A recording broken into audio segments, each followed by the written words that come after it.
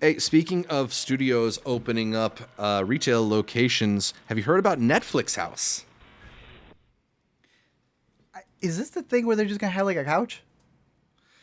Well, it seems like they're doing a whole kind of like entertainment complex. Like it's not like a full-on Disneyland amusement park kind of thing, Wait, wait, but wait. Okay, run it down. I have an adjacent one for Sony. Go. yeah, so they're apparently Netflix is planning to open up two locations of the so-called Netflix House. One in the King of Prussia Mall in Pennsylvania, and the other in Dallas, Texas. Both are set to open in 2025, and they're supposed to be feature. They will be featuring shopping outlets, Netflix-themed eateries, and experimental activities. Activities like the glass bridge from Squid Game. You can go and do. It feels like kind of like a almost like a Netflix Dave and Buster's or something like that. It is 100% that because Sony just did that. Opened it last year near us. Really? It's called Wonderverse. This thing Okay. is you walk in and it's whatever their biggest movies are, filled to the brim for the arcade, all Sony stuff. They There have you an go. entire bar for Ghostbusters that's hidden as a speakeasy.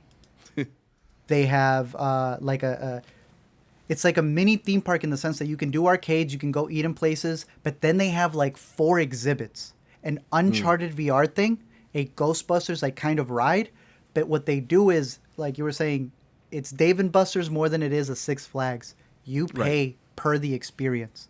The arcade's fine, I get the arcade, but it is $30 to do the Uncharted experience. It's pretty steep. I went and it was empty, bro. I went and the prices on this stuff was way too exuberant. Yeah. And I wonder if that's them freaking out of like, oh, are theaters going to last or do we need to do another thing? It shows me that they still know a theater or a mini amusement park. They know that the money is still in people leaving their houses. So I know you just said Absolutely. that it's a dying model for theaters, but I don't believe that. I believe they killed it themselves when they started flipping things to their streaming services. Ready? Here's the magic trick. Don't. Once they buy the theaters, they won't. They'll make sure that you go out and see it. Disney needs a theater because that's where they make all their money. They fired everybody the moment that they didn't have these big tentpole Marvel movies. Right. Well, They here's have the Disney, thing that really Star Wars, like yeah. Well, here's the thing gonna- that really they're gonna gets bring me it back. though about this whole Netflix house idea. Why aren't they putting a movie theater in it? You're going through all the they're dumb. length of making this like gigantic event space. Put a theater in there. Show your movies. Okay, so CBS All Access was Paramount's thing, and then they're like, "That's not a Yeah. good game. Let's do it Paramount Plus." Actually, let's combine Showtime. So, what if this is the physical embodiment of that, where Right. they haven't bought the theater yet, so they're creating this, and then eventually they'll find a way to finagle it. Maybe, they're and- sold separately now, but then eventually they'll realize every theater needs an arcade, and if you Yeah. have a movie arcade, you should probably have a movie theater.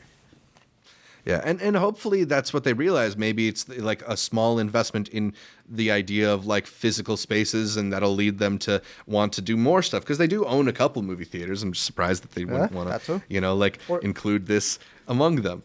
You just bring the theater with you. It's in your, in your app. Yeah, exactly.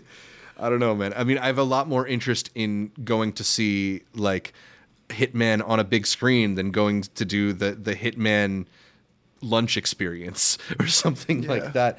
But I don't know. I mean, we go to festivals like South by Southwest that do a lot of activations around upcoming properties. There was a pretty intricate one with the Three Body Problem at this year's South by Southwest, and I often find myself.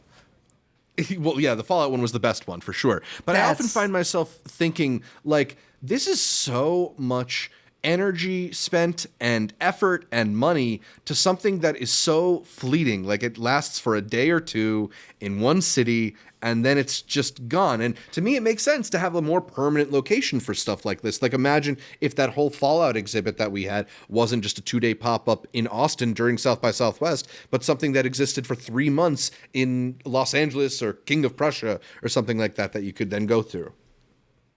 Universal, when they do their horror nights and they pay the Yes. people the entire year Yes. that they're getting prepped for that moment. Yeah. Because you would have a landing place for it. We'll see, dude. We'll see. The Sony one didn't work, though, so. Yeah.